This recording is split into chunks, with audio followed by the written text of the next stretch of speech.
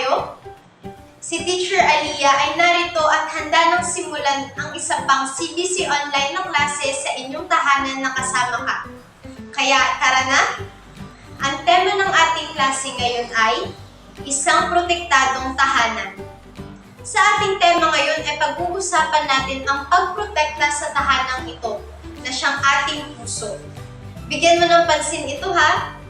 Pero bago ang lahat, hayaan mo muna akong magtanong sa inyo ng ilang mga katanungan. Nakakita ka na ba ng napakalaki at maganda na bahay? Ano ang naging pagtingin mo dito? Ano ang pinakamaganda at mahalaga na gawain sa mundong ito?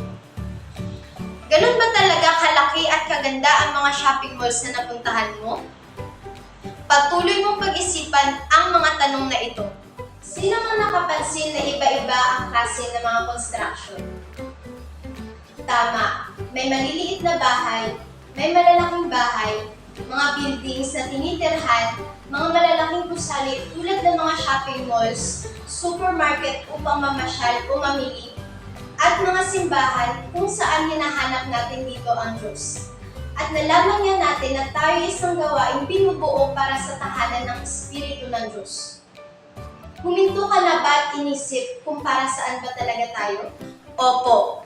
Tulad sa isang gusali na nagsisilbi para sa mga bagay ay ganun din sa atin. Tayo ay mas mahalaga pa kaysa dito. Dahil tayo ay nagsisilbing tahanan ng Espiritu ng Diyos. Tama mga bata, walang gusaling mas malaki o mas mahalaga pa kaysa sa ating sarili. Alam niyo po ba iyon? Ito ang itinuturo sa atin ng Biblia. Nang si Jesus ay mamatay at muling nabuhay, siya ay bumalik para sabihin na siya ay babalik upang mamuhay kasama ang Ama. Ngunit iiwan niya ang kanyang banal na espiritu upang manirahan sa atin para hindi tayo mag-isa. Gayunpaman, kailangan natin siyang payagan na makapasok at manirahan sa atin. Pinag-usapan na natin na hindi ibinabahagi ni Jesus ang bahay na ito sa mga bisita. Naalala niyo po ba ito? Nais niyang maging pangunahing residente.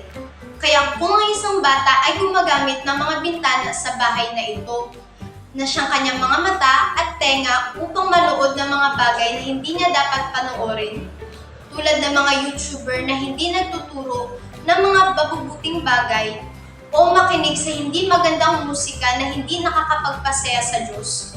Pinipili ba ng bata na ito na dalhin ang hindi mabuti sa kanyang sarili?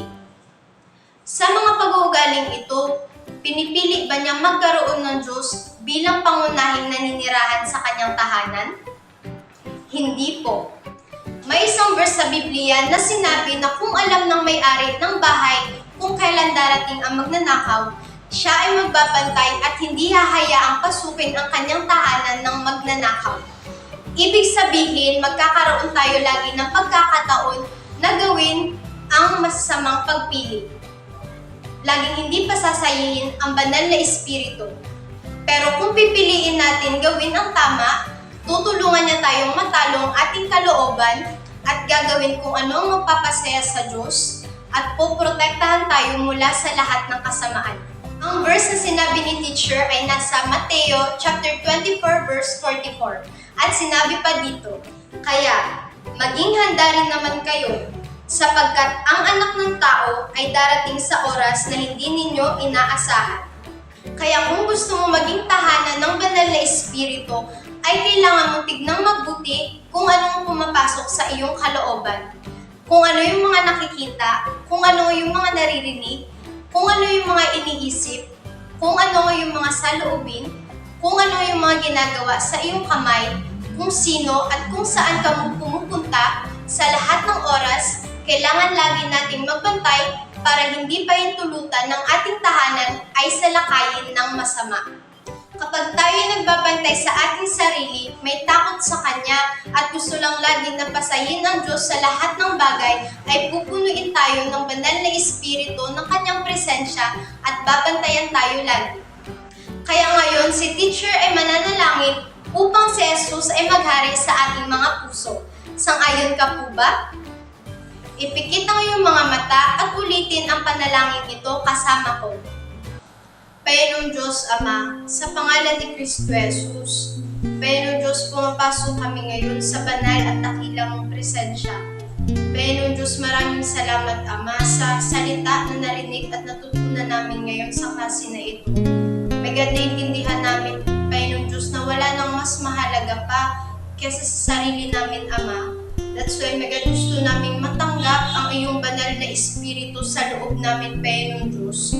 May God, hayaan mo na alisin mo yung mga bagay, Ama, sa loob namin, sa puso namin na hindi nagpapasaya sa'yo. May God, alisin mo yung mga mali, yung mga kasalanan na meron kami sa loob namin, Panginoong Diyos. And Panginoong Diyos, gusto namin na matanggap ang iyong presensya, ang iyong banal na espiritu sa puso namin na kung saan, may God, ikaw yung maghari sa buhay namin, Panginoong Diyos.